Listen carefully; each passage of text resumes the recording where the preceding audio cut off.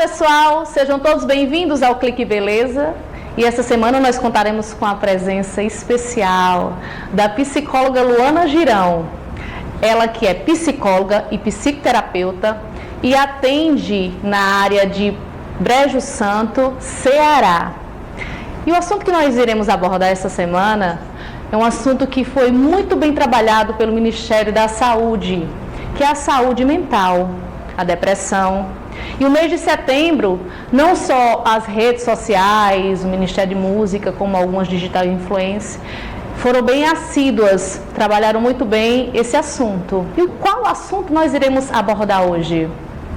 Os tabus a serem quebrados sobre a depressão, sobre as doenças mentais, o que vem após essa informação que foi absorvida por você que está nos assistindo. Então, Luana, seja bem-vinda ao nosso programa, ao Clique Beleza. Desde já, muito obrigada por ter se disponibilizado a vir junto conosco levar tantas informações importantes ao nosso telespectador. Gratidão, muito obrigada pelo convite. Fico muito grata pela oportunidade e, coincidentemente, o programa não está sendo gravado mais em setembro, né, que foi o mês especial da campanha do Setembro Amarelo, onde foi trabalhado bastante o tema da saúde mental a nível nacional e até internacional, né? Muita informação foi passada, as redes sociais estavam pintadas de amarelo, digamos assim.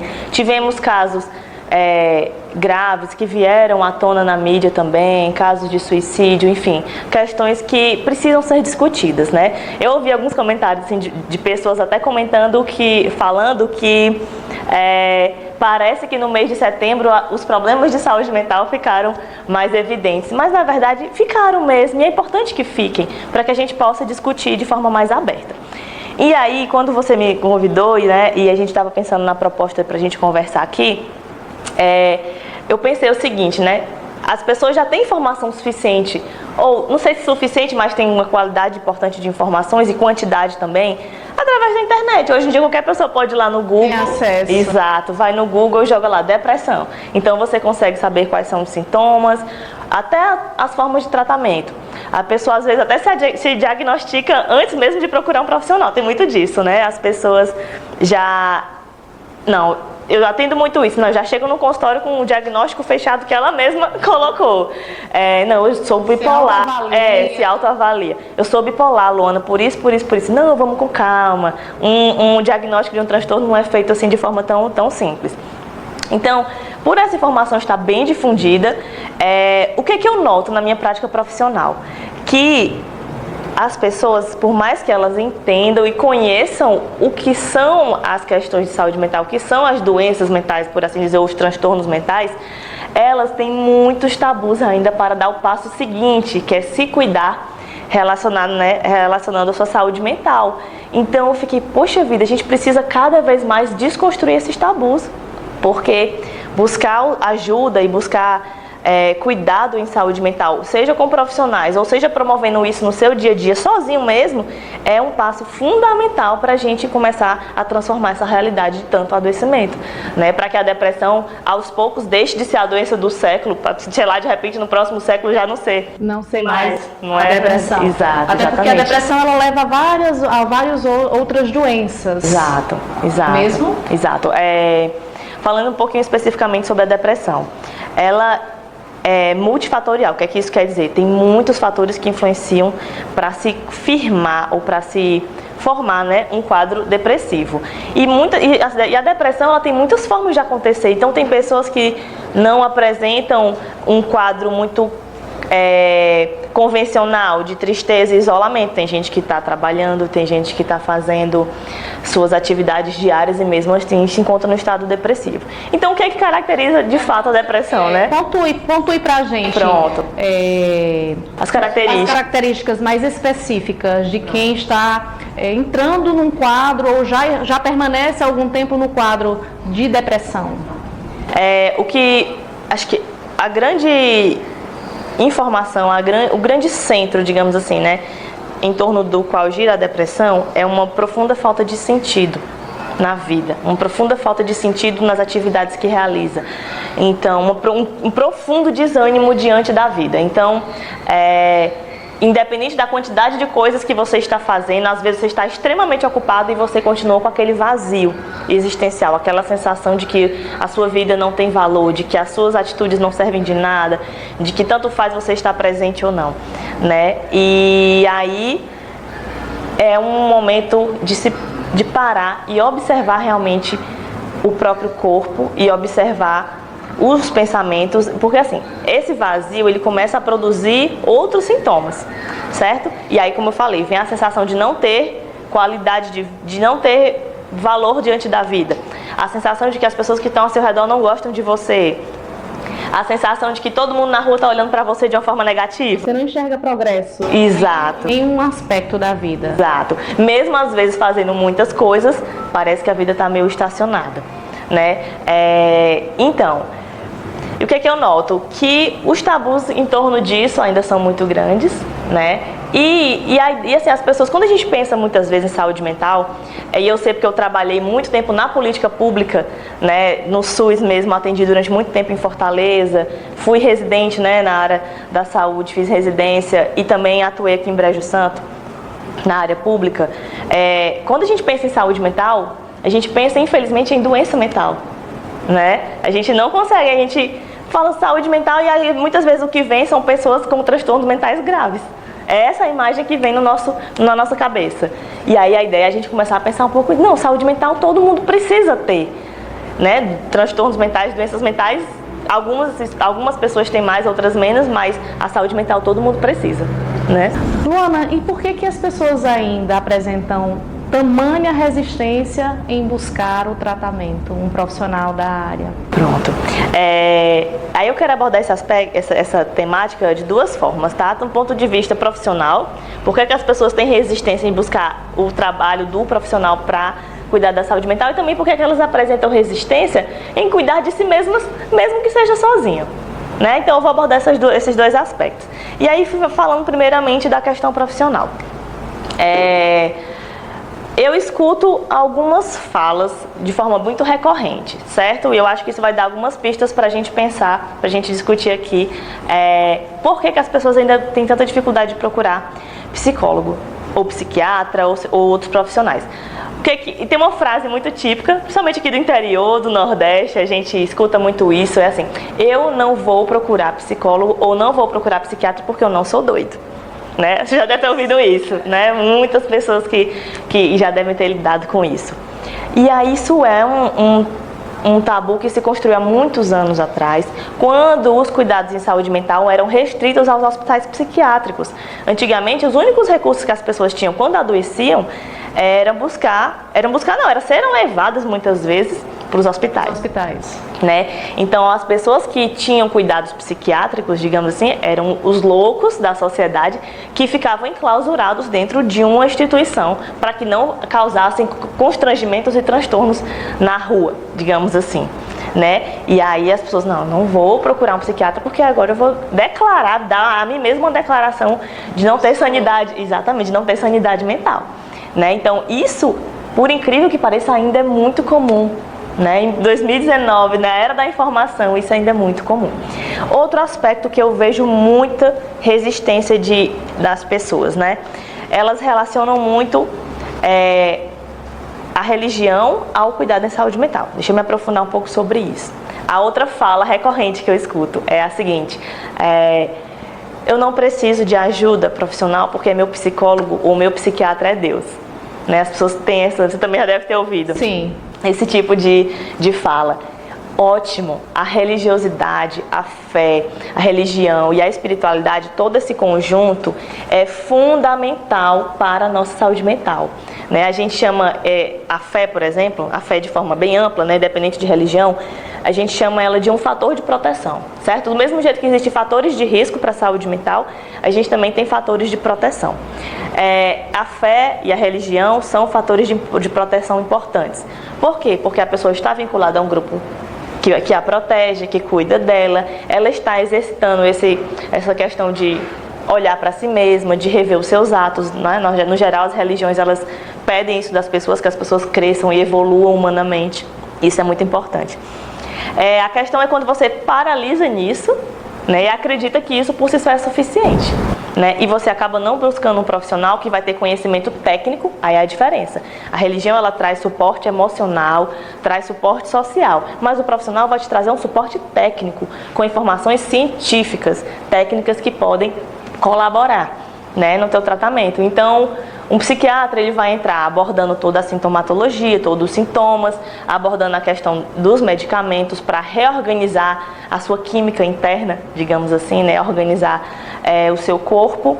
A psicologia vai entrar abordando a história de vida, o que aconteceu na tua vida que provocou esse sofrimento que ainda está aí dentro, como é que ele pode começar a ser reorganizado para que você viva melhor, quais são os seus comportamentos que podem estar sendo prejudiciais para você. Então tudo isso daí é abordado. Crenças que podem ser quebradas, né? As crenças limitantes que impedem o progresso dessa pessoa, seja ele familiar, seja ele profissional. Perfeitamente, né? As crenças, elas são informações muito fortes que a gente vai adquirindo ao longo da vida e que condicionam o nosso comportamento e condicionam a nossa forma de ver o mundo. Então, quando a gente se limita muito dentro dessas crenças, não estou falando crenças religiosas, como você está falando, são crenças emocionais, digamos assim, a pessoa tende a se limitar bastante e acabar sofrendo muito com isso. Então, sim, o conhecimento técnico das ciências, das profissões, elas trazem essa abordagem. E eu estou falando da psicologia e psiquiatria, mas tem outras profissões que trabalham saúde mental. Na verdade, todos os profissionais de saúde, de alguma forma, estão ligados à saúde mental. Né? Um fonoaudiólogo, por exemplo, que trabalha a questão da fala, da expressão, e às vezes a questão da pessoa está muito ligada. Se a pessoa tem um problema de gaguejar enquanto fala em público, sei lá, isso causa um sofrimento profundo. Procura um fonoaudiólogo cuidar da saúde mental. Entende? Outra profissão que eu acho fundamental na saúde mental é a profissão educação física, né? Profissionais de educação física são fundamentais no trabalho, no cuidado da saúde mental, porque são profissionais que promovem uma qualidade de vida. Bem-estar. Bem-estar. Então, várias pesquisas mais recentes têm apontado que a atividade física é tão eficaz quanto ao uso de algumas medicações, no sentido de promover o bem-estar, de reorganizar os hormônios do corpo. Então, né, eu nem sou muito especialista na área, não posso nem me aprofundar nesse sentido, mas é importante. E é importante a gente levar essa informação para que as pessoas vejam que existem vários profissionais onde elas podem estar buscando e trazendo para a sua vida, para a sua casa, uma melhor qualidade de vida. Exatamente. Não são profissões específicas, são uma série de cuidados que podem ser prestados a alguém, né? E ainda falando um pouco dessa área profissional, que é uma linha de trabalho que eu gosto muito, que eu me aprofundo, que eu me dedico também como psicoterapeuta, são as terapias complementares, né? Que elas resgatam todo um conhecimento popular das ervas, dos pontos no corpo que podem ser tocados e modificar todo o equilíbrio do corpo, como as medicinas tradicional chinesa, a medicina indiana, que está cada vez ficando mais disponível, inclusive no Sistema Único de Saúde, né? Então a gente tem a auriculoterapia, que é a acupuntura na orelha sem necessariamente o uso de agulhas, que é uma técnica muito simples de usar e muito eficaz no tratamento também. A gente tem a aromaterapia, né? Adoro, eu amo. Faz parte da nossa vida, né? Faz parte da nossa vida. A gente tem se encontrado em vários espaços, né, de aprendizado sobre a aromaterapia. Inclusive, eu estou aqui com o meu aroma hoje, aqui no meu cordãozinho, né? De capim santo eu estou hoje. Então, a aromaterapia, que é uma técnica que a gente usa as essências das plantas puras para cuidar de estados emocionais e estados físicos. Um conhecimento milenar que a gente está voltando a acessar agora. As massagens terapêuticas, nossa, tem tantas, tem muitas. O próprio Reiki, que é uma abordagem energética do corpo, enfim, também extremamente válida, né? Que traz conforto, traz prazer à nossa vida. Luana, você tem encontrado no seu dia a dia, nos atendimentos, ou até mesmo com toda essa divulgação da mídia, você percebe que ainda tem um público específico que tem uma maior dificuldade em aderir a busca ao psicólogo, aos profissionais da área da saúde mental? Perfeitamente. Sim, tem um público bem específico, que acho que até vocês imaginam talvez qual seja. Quando eu tenho um aplicativo que eu faço todo o controle, né, da minha gestão da clínica, e eu estava vendo lá, ele faz o percentual, né?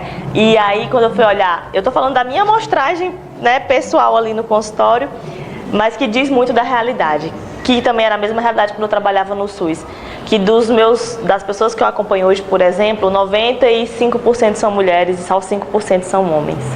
Então, o público masculino, ele apresenta essa dificuldade bem maior em procurar ajuda, pela forma como os homens são educados, né? O fato dos homens serem educados a não chorar, não demonstrarem seus sentimentos, terem sempre que estar numa postura de serem fortes, decididos, provedores, né? Isso ainda é muito forte na nossa cultura também, e a gente tem tentado desconstruir isso. Os meninos, né? Meninos ainda acabam indo mais no consultório de psicologia, adolescentes também vão mais porque as mães levam, a família leva. Diagnosticam alguma dificuldade. E eles acabam indo. Os idosos também, porque já estão num processo mais assim, de reconhecer assim, as suas fragilidades físicas e acabam aderindo melhor aos cuidados em saúde mental. Mas os homens adultos, eles têm muita resistência. Isso é grave, porque quando a gente vai para as estatísticas de depressão e suicídio, principalmente do suicídio, né? Os homens cometem muito mais suicídio do que as mulheres, né? Por isso, por conta desse silenciamento.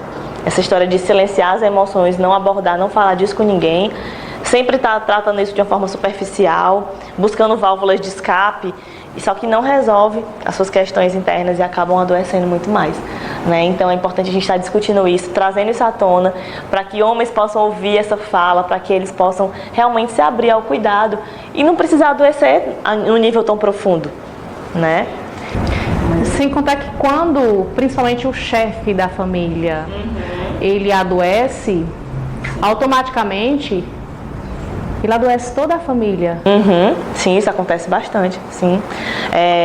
As pessoas que, tanto quando a gente fala chefe de família, a gente tem muitas hoje famílias chefiadas por mulheres. Por mulheres. Ou casais que acabam chefiando juntos. Mas a figura central da família, quando ela entra num processo de sofrimento e de adoecimento, as pessoas que estão ao redor sentem muito, muito mesmo, porque às vezes interferem no trabalho. Assim, eu abordei esse assunto porque ainda é gerenciada, a maioria das famílias ainda são gerenciadas pela presença masculina. Sim. Não é? Então, não foi a questão de... Não, claro. É só trazendo mais informações. Trazendo mais informações. E a gente sabe, uma vez que existe, não só o homem, mas uma vez que existe alguém na família adoecido, com a mente adoecida, tem a probabilidade de adoecer outras pessoas, porque a pessoa muda, né? Muda totalmente, muda o seu humor, muda a sua paciência. Totalmente. Esse abordou uma questão muito interessante, que é a história da família, né? A família de quem está passando por alguma dificuldade relacionada à saúde mental, a família toda acaba se envolvendo, e a família, ela pode ser um fator de proteção e um fator de risco, como eu já falei, né? Tem famílias que infelizmente promovem muito mais o adoecimento, que são relações complicadas, que são relações difíceis, às vezes são relações violentas, agressivas, e isso muitas vezes provoca uma piora do quadro. Mas quando a família está do lado da pessoa, dando suporte, cuidando, ajudando no dia a dia, ajudando muitas vezes a levar no tratamento quando a pessoa está num processo de depressão muito profundo, por exemplo, que não quer nem sair de casa, às vezes um auxílio de um familiar ou de um amigo mesmo pode fazer uma diferença muito grande no quadro. No quadro do tratamento. Uma coisa que eu queria abordar ainda também, antes da gente passar, né, para a próxima etapa, é a questão do autocuidado em saúde mental, que eu comecei abordando, né? Que era importante a gente falar dos cuidados profissionais, mas também é importante a gente falar do autocuidado em saúde mental, né? Que, né, não necessariamente você precisa estar sempre com um profissional do seu lado ou ir toda semana a uma consulta para que você tenha saúde mental, para que você desperte em você a sua saúde mental, partindo do pressuposto que todos têm o potencial de viver de forma saudável, né, em relação à sua mente. Todos nós temos o potencial de nos cuidarmos, de encontrar as nossas formas, né? Então, para algumas pessoas é extremamente saudável, mentalmente falando, correr. Tem gente que ama correr, fica satisfeito, alegre, pronto, perfeito, achou o seu caminho. Para outras pessoas é meditar, para outras pessoas é participar de um grupo de oração, para outras pessoas é cuidar das plantas. Tem muitas senhoras que adoram cuidar das plantas, encontraram naquele cuidar das plantas uma forma de autocuidado. Tem pessoas que amam animais, isso é uma das formas também que eu tenho visto bastante, assim, que promove muita saúde mental, desde que a pessoa, claro, goste dos animais. Ter um animal de estimação muitas vezes se torna um fator de proteção muito interessante, né? Aquele animal, aquele cuidado, aquele afeto que você acaba desenvolvendo por aquele bichinho ajuda bastante. Então são essas possibilidades de cuidado que a pessoa pode ter em casa, sem precisar ir para lugar nenhum. Para lugar nenhum. Né? Ouvir uma música que gosta, né? Aí entrando um pouquinho no público feminino. Público feminino, muitas vezes as mulheres, ao contrário dos homens, né, são muito educadas. Aí eu estou falando de questão cultural mesmo, de educação, né? Não é generalizando, é uma questão de educação. A sempre se dedicar ao outro, sempre servir ao outro, sempre ser gentil, meiga, dócil. E isso muitas vezes traz prejuízos graves para a nossa saúde mental também. Esquece de cuidar de si. Exatamente. Então, quantas e quantas donas de casa vão estar me ouvindo e estão até se identificando com isso, que cuidam excessivamente de todo mundo da casa, dão conta de cuidar no almoço, de o que cada um gosta de comer, dão conta de organizar todos os detalhes da casa, mas muitas vezes não separam 10 minutos para si, para fazer uma caminhada, para fazer a comida que ela gosta, por exemplo, né? Coisas mínimas do dia a dia, mas que tragam prazer à sua vida, né? Então, Luana, nós agora iremos para um breve intervalo e logo mais voltaremos com o assunto, os tabus nos cuidados da saúde mental, com a psicóloga e psicoterapeuta Luana Girão. Até já!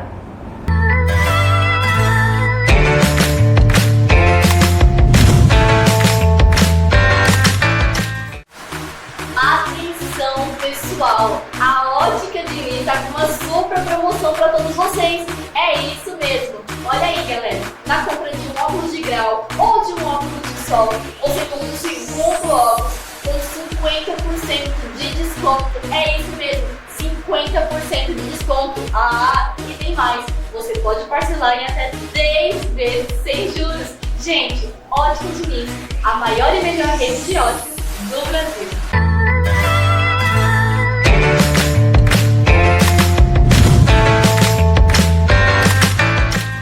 Olá pessoal, estamos de volta com o Clique Beleza, aqui no canal 178 da Brisanet, TV Cariri, a TV do meu Cariri, a sua TV, trazendo muitas informações que são válidas para o seu dia a dia, que podem contribuir com a sua saúde do corpo, a sua saúde mental, com a melhoria do seu dia a dia.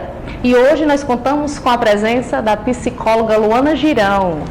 E ela está abordando o assunto, os tabus nos cuidados da saúde mental.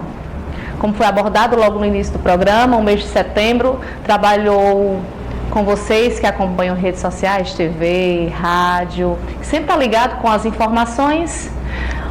Um assunto que é de preocupação mundial, não é isso, Luana? Que é a depressão, que é conhecida como a doença do século. Então, eu convidei Luana aqui ao programa para a gente dar continuidade a esse assunto. Não apenas o mês de setembro, mas é um assunto para ser lembrado o mês, o ano inteiro. Não é isso, Luana? Então, a gente, como eu acabei de falar, em redes sociais, em rádios, em TV. Luana, eu queria te fazer uma pergunta a respeito das redes sociais. Se elas têm o poder de influenciar, de ajudar ou até mesmo piorar o quadro da depressão. Pronto. Em relação às redes sociais, vamos entender então qual o papel das redes sociais, acho que não só nesse tema, mas um tema geral na vida. Como é que eu abordo esse tema? Para mim, na minha concepção, as redes sociais é um espaço relativamente neutro, mas ela é um retrato da sociedade que está acontecendo fora da rede social, né? A rede social, ela é uma ferramenta de comunicação, como é um telefone, como é enfim, qualquer outra forma de comunicação, mas ela é um retrato do mundo externo, né? Então, se nosso mundo externo está adoecido, ele vai aparecer assim na rede social, né? A gente, na verdade, já lida com dificuldades e com questões relacionadas à saúde mental desde que o mundo existe, desde que a humanidade, né, se organizou em sociedade. Sempre houveram os loucos, sempre houveram as pessoas que destoavam da média, digamos assim, e essas pessoas sempre foram importantes, né? Então a rede social, o que é que ela retrata? Ela retrata uma sociedade extremamente competitiva. Ela retrata uma sociedade que ainda se baseia em muitos padrões de beleza, né? Esses padrões, a gente tem discutido isso, a própria indústria, enfim, da própria mídia, ela vem desconstruindo isso, trazendo corpos diferentes para as campanhas publicitárias, mostrando pessoas diferentes com deficiência dentro dos palcos, dentro do cinema, mas isso ainda é minoria, isso ainda não é uma realidade em grande massa. Se você joga no Google, eu gosto muito de jogar, qualquer tema que a gente vai pesquisar, a gente quer saber o que está acontecendo socialmente em relação àquele tema, se a gente joga no buscador, o que acontece? A gente consegue ver como é que a sociedade mesmo, mais ou menos, está pensando aquilo ali. Se você joga lá beleza, por exemplo, né, que é um tema que a gente discute muito em relação ao padrão e à competitividade, a gente ainda encontra um monte de padrão, né, que tem um formato de corpo que é o ideal, que tem um formato de rosto que é o ideal, que tem um tipo de cabelo que é mais bonito que outro. Então, isso, a rede social, ela só, como é que ela diz? Ela coloca no centro, né? Ela não tem a capacidade necessariamente de criar. Na verdade cria, né, também. Cria rede social, cria muito conteúdo. E aí o que acontece? Eu consumo rede social, você consome, quase todo mundo consome as coisas da rede social, consome tempo, passa um bom tempo, né, acessando aquelas informações ali, e obviamente a gente é influenciado. Nós somos influenciados por tudo, a gente é influenciado por um som, por uma imagem, por qualquer coisa que a gente veja, não só na rede social, mas a rede social, ela tem esse poder até pelo tempo que a gente passa se dedicando a ela, né? Horas por dia, né? Enfim, muitas horas. E a competitividade é um assunto delicado para a gente tratar nesse aspecto da rede social. Porque o que a gente vê ali no Instagram, por exemplo, né? São fragmentos das vidas das pessoas. A gente não vê a vida da pessoa completa acontecendo ali. Ela vai retratar realidade. Exato. Ela vai literalmente retratar, né, emoldurar um aspecto da vida dela que ela quer destacar e vai colocar lá publicizando. E aí, quanto mais você vê aquilo, você mais acredita naquilo e mais você começa a achar que a sua vida não tem graça. Puxa, eu não viajei pra tanto. Nem esse ano essa mulher já foi pra tanto canto, né? Já passou o ano viajando, eu não fui pra lugar nenhum. Olha como ela emagreceu. Olha só como ela tá aqui nas fotos. É perfeita. Como ela é perfeita. E aí, às vezes, tem um monte de edição de imagem ali, né? Que não é um problema, mas assim, a gente tem que ver de forma sempre crítica, né? E aí... E ver assim, quanto tempo por dia você passa na rede social, qual é o conteúdo que você está vendo, se aquelas coisas que você vê te provocam angústia, te provocam uma sensação sendo construtivas ou destrutivas. Exatamente. Como eu tô falando, a rede social ela tem muitas funcionalidades. A forma como você usa é que vai definir isso, né? Mas é importante olhar, pega a tua rede ali de amigos, das tuas páginas que você segue, faz assim uma visualização. Faz né, como é que a gente fala, um detox, né, das mídias sociais e vai vendo o que é que você gosta de seguir, o que é que aquelas páginas estão te provocando. O que é que eu notei? Uma vez, eu vou falar um exemplo pessoal, né, vou trazer um exemplo pessoal. Eu segui muitas páginas de lojas, de coisas, né, enfim. E eu percebi que eu estava querendo comprar mais quando eu estava seguindo muitas páginas de coisas, de lojas. Aí eu falei assim, vou tirar um bocado aqui, né? Eu fui observando o meu comportamento, né? Não estou dizendo que acontece assim para todos, mas o importante é observar assim, observa os teus sentimentos e os teus comportamentos diante da rede social. Se você está começando a ficar angustiado, se você está começando a querer ter exatamente a vida daquela pessoa, o corpo daquela pessoa, a gente está começando a ter problemas, né? E aí a influência está indo além do que ela deveria ir. Verdade. E um assunto assim muito importante que a gente pode estar abordando aqui aos pais de adolescentes é a baleia azul, não é isso? Sim, os desafios. Já que a gente está falando de redes sociais, de problemas mentais, você pai que está nos assistindo, você tem acompanhado seus filhos? A gente tem casos de suicídio, não é mesmo? Com a influência que as redes sociais têm sobre, principalmente, crianças e adolescentes. Por elas terem mais tempo de estarem acessando as redes sociais, consequentemente, elas absorvem mais conteúdos. Exato. Crianças e adolescentes estão numa fase da vida muito específica porque eles estão ainda desenvolvendo não só a personalidade, mas assim, a sua própria visão, a visão do mundo. Assim, eles não conseguem ler o mundo ainda de forma tão ampla, porque eles estão em desenvolvimento, e é isso mesmo que eles estão, né, aprendendo a fazer. E eles não conseguem se observar também, de forma tão clara. Então, as influências todas tendem a entrar de forma mais direta, sem tanta criticidade, sem uma abordagem mais delicada, né? E aí cabe realmente aos responsáveis estar de olho aos conteúdos que eles estão consumindo. Exatamente. E aí a questão dos desafios. Eu tenho sentido, assim, pelo menos na minha experiência no consultório, que essa questão dos desafios, ela deu uma amenizada no momento, né? Teve um momento que estava muito mais visível essa discussão, mas esses problemas estavam vindo muito mais, mas tem outros que começaram a aparecer, que é a questão das condutas autolesivas, vocês devem ouvir falar, né, da automutilação, que é uma coisa bem recorrente hoje, eu lido bastante com isso no dividido do consultório. Na verdade, foi um progresso, né? Exato, as coisas foram andando, um progresso no sentido da pior da palavra, assim, né? De desconstrução. Exatamente, e aí, o que acontece é que o que eu tenho acessado através da fala dos meus próprios pacientes, que eu venho aprendendo, eu aprendo muito com eles também todo dia, é que existe muito conteúdo na internet ensinando a fazer, ensinando a como se cortar sem que os seus pais descubram, formas que podem ser feitas em locais do corpo mais escondidas para que não fique visível para as pessoas, né?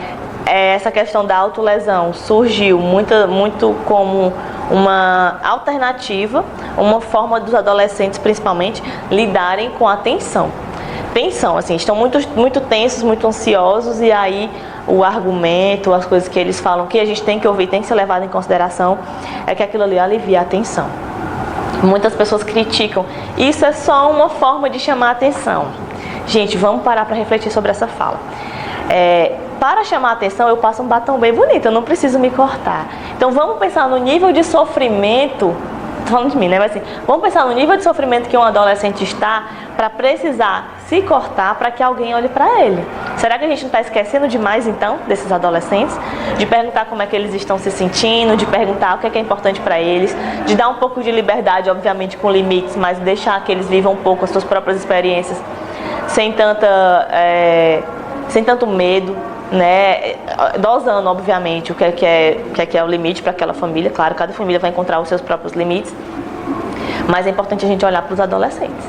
E assim, uma coisa que eu explico muito para os pais no consultório: não chegue para o seu filho e diga assim, você não tem motivo para fazer isso. Porque na nossa cabeça de adulto, às vezes cheio de preocupação com o trabalho, conta para pagar, 1000 coisas, na nossa cabeça o adolescente não tem motivo para fazer aquilo. Ele tem uma vida tranquila, está ali estudando. O pai proporciona o que ele deseja. Exato. Então, que motivo ele teria para fazer isso? Mas aí a gente tem que olhar para os outros motivos que não são necessariamente esses, né? Não é porque falta alguma coisa, não é porque falta, muitas vezes até amor, não falta. Mas tem uma cobrança excessiva pelo corpo perfeito, tem uma cobrança excessiva pela questão do vestibular, que é um outro assunto que gera muita tensão, muita preocupação, né, nessa faixa etária. Então tem motivos. O meio em que aquele adolescente está vivendo. Exato. As amizades, o que ela tem buscado no dia a dia, que conteúdos tem acessado. Então tudo isso tem um poder de... Que momentos de lazer aquele adolescente está tendo, que momentos de crescimento humano, que algum grupo de apoio não tem. Muitas vezes a gente não tem espaço para os adolescentes também pensarem em si mesmos. A mesma história da autoobservação que serve para adulto, serve para o adolescente ou até para a criança. A gente precisa de um momento para parar e se observar. Quando é criança, a gente precisa que alguém nos observe, né? É um pouco diferente, mas adolescente já tem esse passo de se olhar, de se observar. Mas também precisa do cuidado do adulto ainda, né? Então, a dica que eu dou é assim, não diga para o filho que ele não tem motivo. Tente se colocar no lugar dele e entender os motivos pelos quais eles estão fazendo isso, né? E aí a questão da rede social, voltando um pouquinho, ela pode prejudicar nesse sentido, porque ela ela exacerba, ela torna mais evidente ainda essa competição, essa necessidade de ser infalível, né? E aí a gente tem uma cultura muito engraçada, engraçada entre aspas, assim, né? Que é a história da inveja, né? Todo mundo acha, todo mundo tem inveja de mim, e todo mundo quer de alguma forma ser invejado, porque quando você é invejado significa que você atingiu alguma coisa de sucesso, digamos assim, né? E se eu tenho uma sensação de que eu estou sendo invejada e que tem toda hora alguém me observando, eu não posso falhar. Entende como é que é essa lógica? E aí isso é extremamente adoecedor, qualquer faixa etária. Uma cobrança diária. Então você também se sente na vitrine o tempo todo, né? A sua vida está ali exposta e aí você tem que o tempo todo demonstrar que não falha, que não erra, que não fica triste, que não engordou, né? Enfim, que necessariamente engordar não é um problema. E aí é nesse sentido que a gente tem que pensar nessa rede social. E nós, pais, eu me intitulo também, porque eu sou mãe de adolescente. E muitas vezes a gente só cobra e não se doa, e não faz a nossa parte, não cumpre com a nossa parte de pais, não observa, não acompanha e cobra mais ainda. Exatamente. E não dá o espaço que ele precisa. A gente não quer entender que ele está mudando, está vivendo um processo de mudanças. Nós sabemos que existem as fases, né? A infância, a adolescência, até chegar a uma fase adulta, existe uma mudança muito grande. E é uma fase em que eles estão terminando de formar a sua personalidade, os seus desejos, enfim. A maioria dos pais não querem aceitar ou entender essa mudança. Verdade. E a gente acaba contribuindo para que o adolescente se retraia e fique no cantinho dele, porque ele não tem voz, não tem vez. Concorda? Com certeza. Sabe o que eu costumo dizer? Eu falo muito isso no consultório. Quem é meu paciente já deve ter ouvido isso de mim, quem é pai de adolescente. Que é o seguinte, os pais de adolescentes acham que os adolescentes não sabem de nada. E os adolescentes acham que os pais não sabem de nada. Estão ultrapassados. E aí a gente começa o conflito de gerações. O fato é que os pais sabem sim de muitas coisas, da experiência de vida, de uma série de coisas que pode ajudar e inclusive proteger o adolescente, né?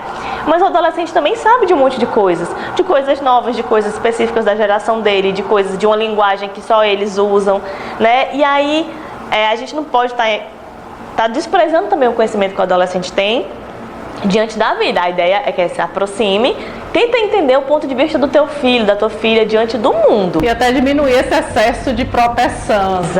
Exatamente, né? Ele já tem algumas noções estabelecidas, então percebe até onde ele tem noção de limite, até onde ele tem noção de autorrespeito, se ele consegue se respeitar, se ele consegue respeitar os outros. Isso aí são alguns parâmetros para ver se dá para deixar o adolescente um pouco mais à vontade também, né? E Luana, passe aí para o nosso telespectador as barreiras, os tabus que eles precisam quebrar diante dessa dificuldade que tem de estar buscando um profissional na área da saúde mental. A ideia, gente, é o seguinte, é a gente pensar que reconhecer que você está fragilizado ou que está num processo de sofrimento psicológico não significa que você é fraco ou fraca. Não significa que você falhou diante da vida. Na verdade, significa que a sua vida tomou rumos que muitas vezes fugiram ao teu controle e que provocaram esse sofrimento. E que você tem condições, né, de encontrar novas saídas para isso. Você não precisa ficar paralisado nessa dor, né? A ideia é essa, é que buscar ajuda não significa fraqueza. Acho que a primeira coisa que a gente tem que reconhecer é isso. E que tem muitos caminhos possíveis de procurar essa ajuda. Aí tem a rede pública de saúde, né? O SUS ele é muito criticado e tem muitas críticas, né, que são efetivas em relação a ele. Mas o SUS também tem um lado muito importante que funciona, né? Então a gente tem as políticas públicas de saúde mental, a gente tem as equipes de saúde da família que estão em todos os bairros atuando diariamente, fazendo assistência à saúde das pessoas. Elas também cuidam nesse sentido da saúde mental. A gente tem os centros de atenção psicossocial, que são os CAPs, que prestam assistência à saúde mental, com equipe multiprofissional, gente. Lá nos CAPs tem psicólogos, psiquiatras, terapeutas ocupacionais, educadores físicos, enfermeiros, nutricionistas. Imagina uma equipe multi que tem trabalhos de grupos, tem trabalhos nas comunidades. Então, procura de repente um serviço mais próximo da tua casa, vai na equipe de saúde da família, pede informação sobre o CAPS. Né? A gente tem essa linha, né, no sistema público. A gente tem as faculdades de psicologia, tem várias faculdades de psicologia em várias cidades que ofertam serviços gratuitos de psicoterapia para os estudantes que já estão se graduando. Eles vão fazendo seus estágios e atendem gratuitamente. Com acompanhamento, né? Com acompanhamento de um professor supervisionando. Então, eu fiz esse estágio, né? Quase 10 anos quando eu me formei. E é muito interessante, é uma assistência de qualidade, posso falar, né? Porque eu realmente estive nesse lugar. Então, procura na tua cidade se tem alguma faculdade de psicologia, eles ofertam clínica também nesse lugar. Retorna ao conhecimento da tua família, recorda aquele conhecimento da tua avó, quais eram os chás que se usavam antigamente para acalmar, para dormir melhor. Vamos começar a trazer esse conhecimento que a gente já tem, né? Você não precisa necessariamente procurar uma ajuda profissional se você não está no nível de sofrimento tão grande.